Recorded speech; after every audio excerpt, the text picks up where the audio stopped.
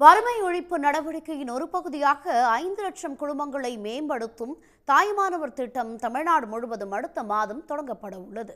தமிழ்நாட்டில் அடுத்த 2 ஆண்டுகளில் சுமார் 5 லட்சம் ஏழை குடும்பங்களை வறுமையிலிருந்து மீட்பதற்காக தாயுமானவர் திட்டம் அறிவிக்கப்பட்டது.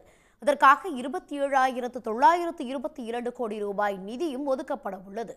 ஆதரவற்றோர், தனித்து வசிக்கும் முதியவர்கள், பெற்றோரை இழந்த குழந்தைகள், மனநலம் குன்றியவர்கள், மாற்றுத்திறனாளிகள், சிறப்பு குழந்தைகள் உள்ள குடும்பங்கள் என சமூகத்தின் விளிம்பு நிலையில் உள்ள மக்கள் அடையாளம் காணப்பட்டு இத்திட்டத்தின் பயனாளிகளாக சேர்க்கப்பட உள்ளனர்.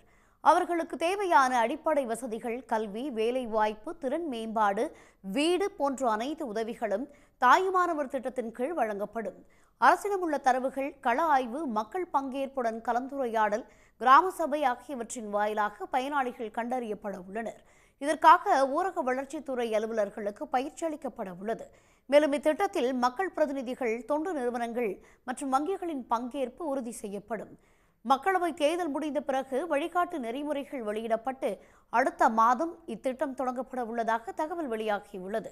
ஒன்றிய அரசின் நித்தி ஆயோக் வெளியிட்டுள்ள அறிக்கையில் தமிழ்நாட்டில் வறுமை கோட்டிற்கு கீழ் 2.2% மக்கள் உள்ளதாக கூறப்பட்டிருந்த நிலையில் தாயுமானவர் திட்டத்தின் கீழ் அந்த எண்ணிக்கை குறையும் என எதிர்பார்க்கப்படுகிறது. உடனுக்குடன் செய்திகளை தெரிந்து கொள்ள சன் நியூஸ் பெல் ஐகானை கிளிக் பண்ணுங்க.